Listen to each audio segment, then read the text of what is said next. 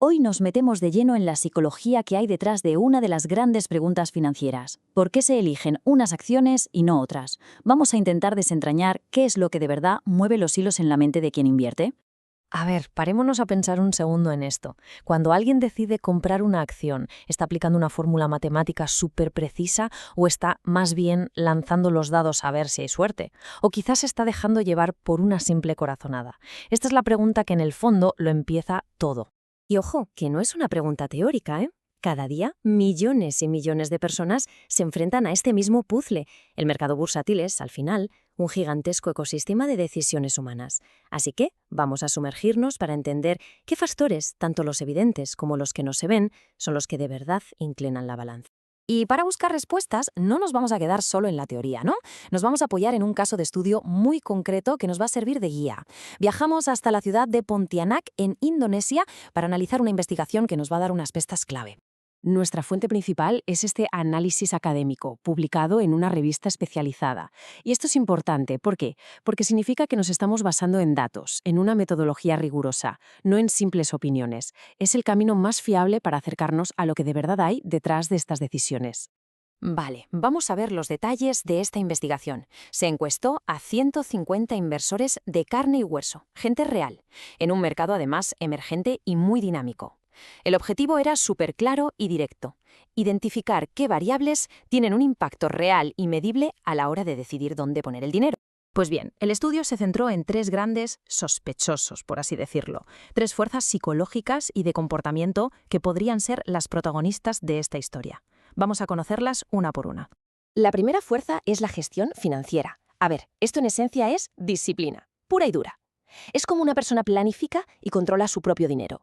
La analogía de los cimientos de una casa es perfecta, porque sin una buena gestión, cualquier estrategia de inversión, por muy brillante que parezca, tiene riesgo de venirse abajo.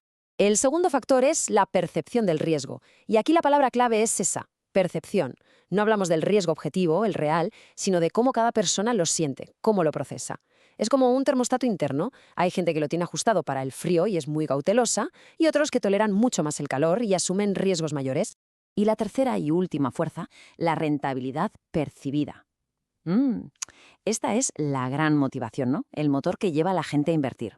Es la expectativa de ganar, el atractivo de la recompensa, un señuelo increíblemente potente que puede moldear todas las decisiones. Muy bien, ya tenemos a nuestros tres sospechosos: la disciplina, el miedo y la ambición. Ahora llega el momento de la verdad.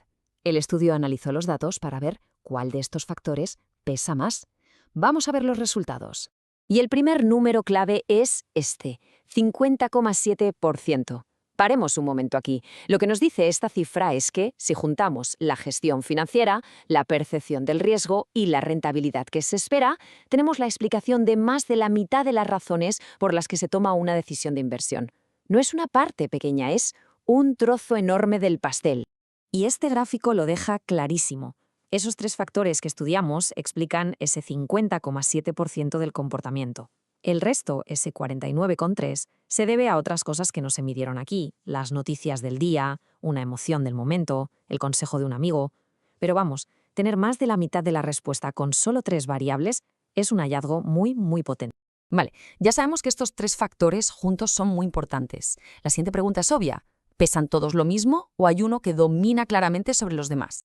Y la respuesta, bueno, salta a la vista en este gráfico. Fijaos en las barras. La altura nos dice cuánto influye cada factor. Y mientras que la gestión financiera y la percepción del riesgo son importantes, la barra de la rentabilidad percibida es que se dispara. Es, con muchísima diferencia, el factor dominante. El señuelo del premio es la fuerza más poderosa de todas.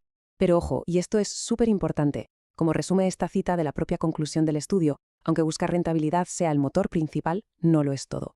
Las decisiones que son de verdad racionales y que funcionan a largo plazo necesitan que ese motor esté equilibrado por una buena gestión del dinero y una evaluación sensata del riesgo. Sin ese equilibrio, la ambición se puede volver muy peligrosa. Bueno, hemos visto los datos, hemos entendido el porqué. Y ahora, la pregunta del millón. ¿Qué hacemos con esta información? ¿Cómo se puede usar para tomar mejores decisiones? Vamos a pasar de la teoría a la práctica y a ver cómo podemos convertir esto en un manual de estrategia.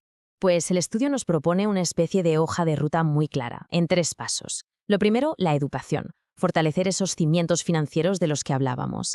Segundo, el equilibrio, aprender a calibrar de forma consciente ese termostato de riesgo personal.